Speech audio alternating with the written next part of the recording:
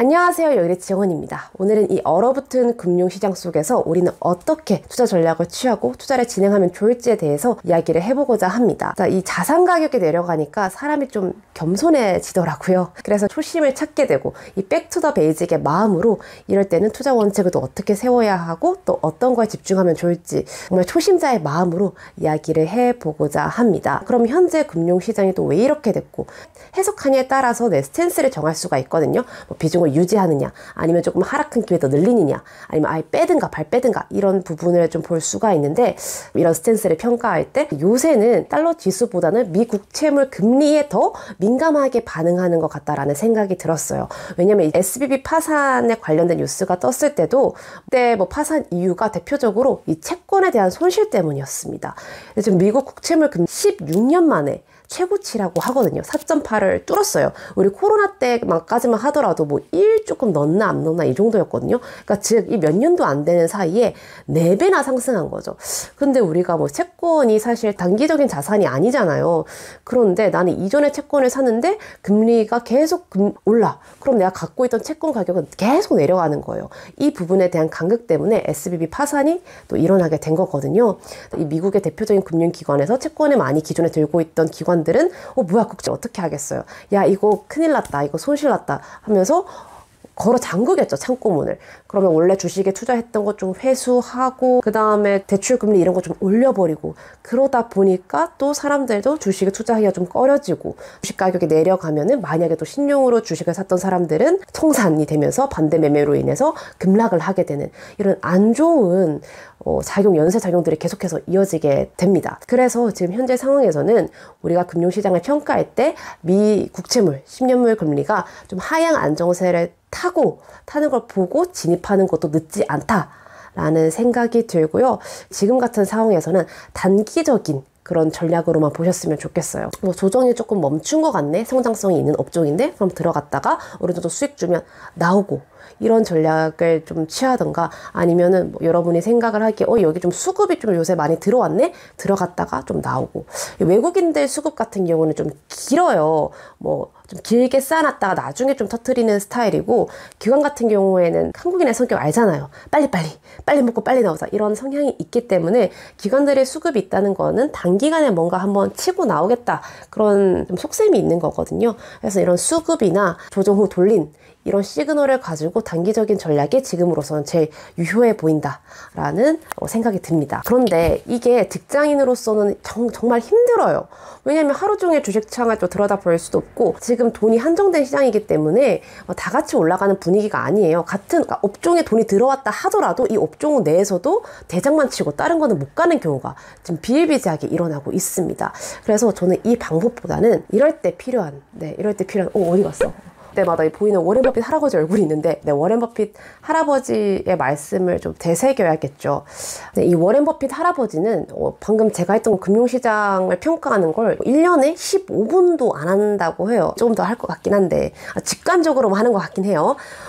그렇다는 뜻은 그것보다는 내가 좋아하는 주식 아니면 가치 있는 자산이 많이 내렸을 때 많이 사는 것뿐이다 라고 항상 이야기를 하는 거거든요. 그건 초등학교 4학년도 할 수 있는 짓이다. 예, 그렇습니다. 어쨌든 그 방법으로 돌아간다면 우리가 지금 굉장히 좋은 주식들, 좋은 기업인에도 불구하고 이런 금융시장 환경 때문에 많이 내린 그런 기업들이 있습니다. 그래서 여러분들이 조금 눈여겨봤던 기업들 재무제표 한번 지금 들어가서 보세요. 얘가 지금 이렇게 시장이 얼어붙고 경기가 힘드네 마네 하는 와중에서도 선방을 했네? 근데 지금 가격이 많이 내렸네. 이런 것들은 조금씩 들어갔다가 기다리는 전략으로.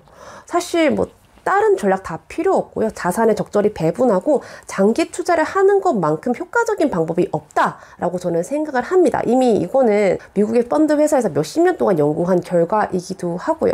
지금 많이 내렸지만 아꼈던 그런 기업들 있잖아요. 올해 3분기 재무제표 한 번만 좀 살펴보시고 내가 이걸 좀 더 들고 갈 것인지 아니면 반등돼서 좀 팔 것인지 이런 걸 좀 결정을 하셨으면 좋겠습니다. 근데 이런 경우가 있어요. 내가 아꼈던 기업이나 업종이 지난 지나치게 성장성이 높은 기업일 경우 이걸 판단하는 게 의미가 없을 수가 있거든요. 왜냐하면 애초에 그 기업들은 실적을 낸 상태가 아니기 때문입니다. 그러니 당연히 봐봤자 영업이익이 이야? 약간 이렇게 좀 놀랄 수가 있거든요.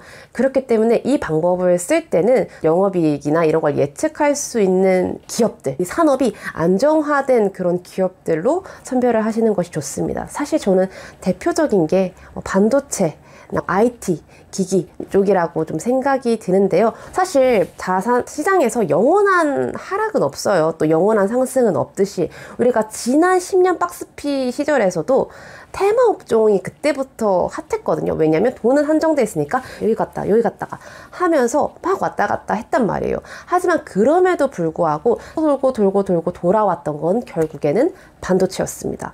왜냐면 반도체가 결국에는 우리 산업을 움직일 수 있는 핵심 키이자 앞으로의 시장의 키는 결국에는 4차 산업혁명이잖아요. 새로운 산업의 확장일 텐데 이 새로운 산업 확장에 있어서 가장 중요한 거는 배터리도 아니고요. AI도 아니고요. 자율주행도 아니고요. 이 모든 것의 근간이 되는 게 바로 반도체입니다.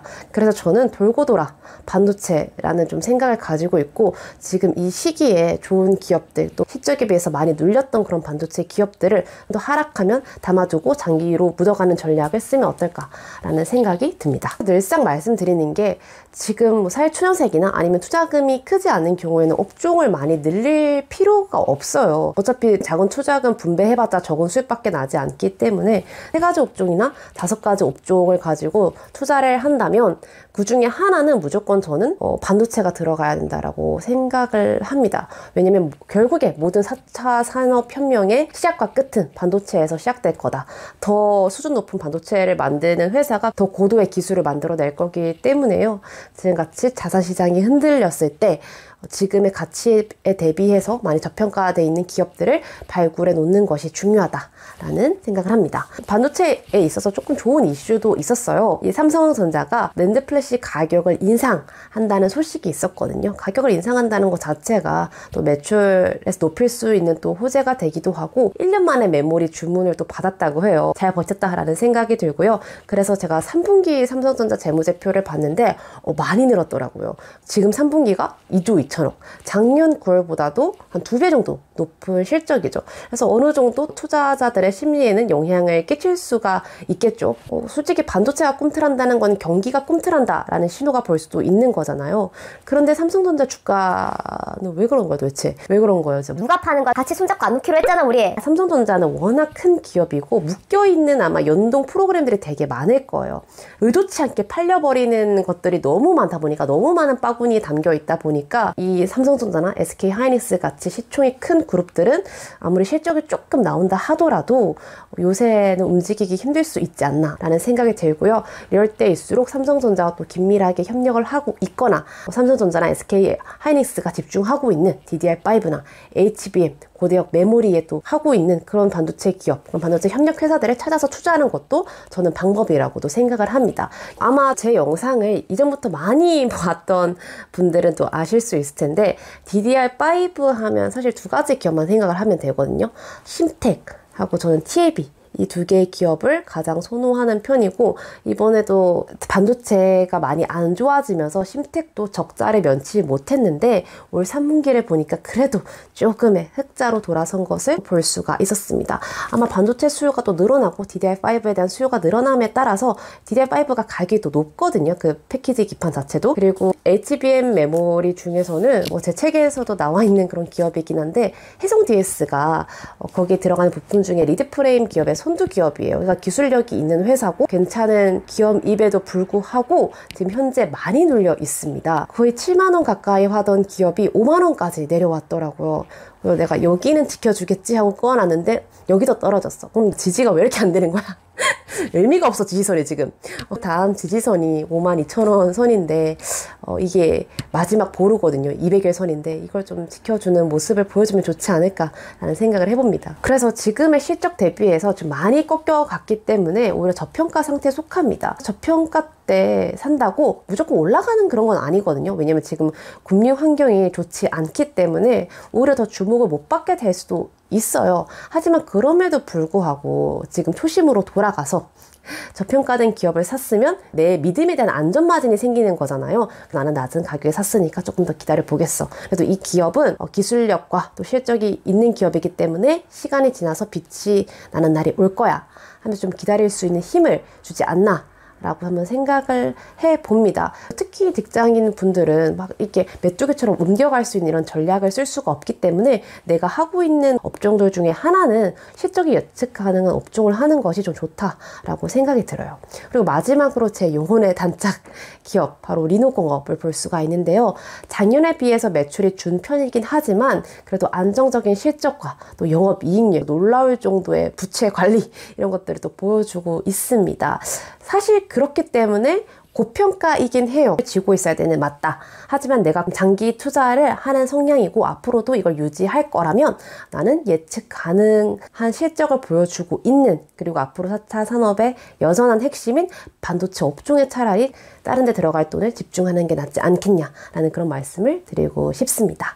그래서 오늘은 초심자의 마음을 갖기 위해서, 원래는 제가 막 타이핑을 하면서 생각을 정리하는데 적으면서 한번 생각을 또 정리를 해봤습니다. 옛날 생각나고 좋더라고요. 저는 박스피 시절도 겪었고 코스피가 반타작이 됐던 코로나 시절도 겪었고 3,300에서 바로 2,200까지 떨어지는 그런 시장도 겪었기 때문에 단단합니다. 네, 마음이 아주 단단해요. 여러분들도 그럴 거라 믿고 기다리고, 우리는 우리만의 또 현생을 또 살아가면 되니까요. 그 과정에서 또 금융시장이 잘 풀려 나간다면, 우리가 믿고 있던 기업들이 좋은 성과를 보여내 준다면 결국에는 그 씨앗들은 열매를 맺지 않을까라고 생각을 합니다. 겨울에도 꽃은 피듯이 우리도 우리에게 열심히 영양분을 먹여가면서 이 겨울을 버텨보셨으면 좋겠습니다.